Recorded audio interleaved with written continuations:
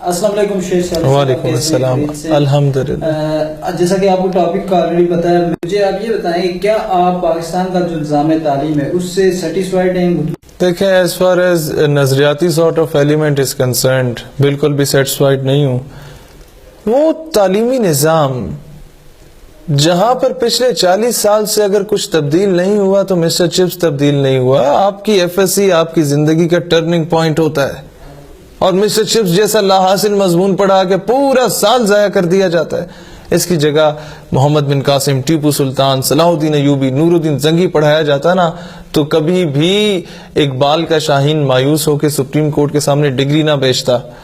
وہ تعلیمی نظام جہاں پر آپ کو پرائمری کی کلاسز میں یہ بتایا جاتا ہے کہ سنڈریلا صاحبہ ماں باپ سے چھپ کے ایک شہزادے کے ساتھ بھاگ گئی تھی, تو قوم کی بیٹی قندیل بلوچ تو بن سکتی ہے, قوم کی بیٹی پھر رابعہ بصری یا سیدنا ام عمارہ نہیں بن سکتی.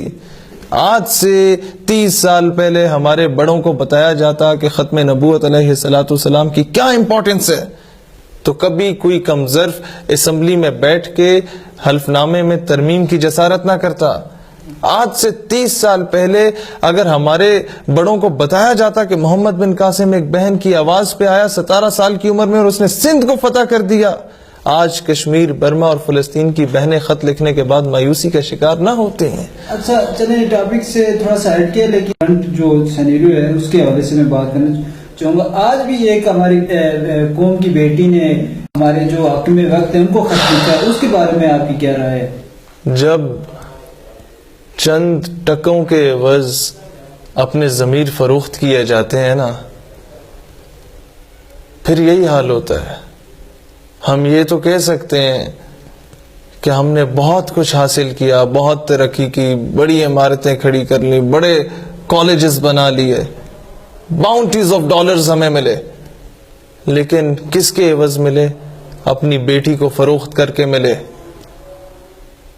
قومیں ٹیوب ویل, بجلی, پانی, گیس سے نہیں بنتی, قومیں غیرت سے بنتی ہیں. جس دن یہ چیز قوم سمجھ جائے اس دن یہ قوم مجھے یہ نہیں کہے گی کہ he is fanatic sort of a مولوی یا he is of extremist point of view.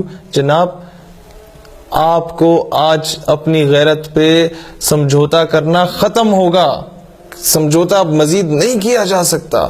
آپ جس جہاز میں کرنل جوزف کو راتوں رات سے بھیج سکتے ہیں, کیا ان سے یہ مطالبہ نہیں کر سکتے تھے کہ اسی جہاز میں عافیہ کو پاکستان لے آؤ؟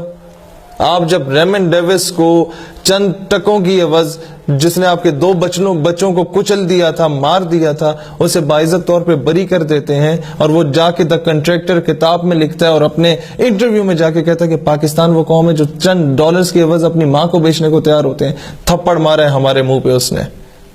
آج ہم نے ملک کی غیرت کو بیچا ہے. وقت کا تقاضا ہے. عمران خان نے وعدہ کیا تھا قوم سے, ڈاکٹر عافیہ کو اپنے منشور میں رکھا. عمران خان صاحب, ہمیں آپ سے امیدیں وابستہ ہیں, ہماری امیدوں پہ پانی نہ پھیرنا.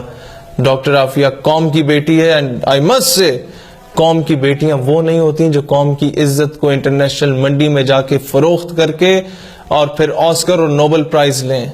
قوم کی بیٹیاں یا تو اے پی ایس پشاور کی پرنسپل ہوتی ہے جس نے دہشت گردوں سے بچوں کو بچانے کے عوض اپنے آپ کو جلوا دیا, یا قوم کی بیٹی ڈاکٹر عافیہ صدیقی جیسی ہوتی ہے جو یہود و حنود کے سامنے سر جھکانا کبھی منظور نہیں کرتی, سر کٹانا ضرور منظور کرتی ہے.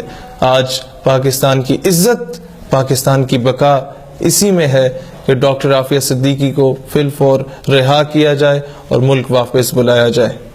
شکریہ. یہ تھے شہر سیالوی صاحب. آپ نے ان کا پوائنٹ آف ویو سنا, جو ہمارا بیسکلی جو ٹاپک تھا جو پاکستان کا نظام تعلیم, لیکن ظاہری بات ہے نظام تعلیم ہمیں دے کیا رہا ہے, تو اس پہ یہ ہماری بات چیت تھی. امید ہے آپ کو یہ پسند آئی ہوگی. بہت بہت شکریہ.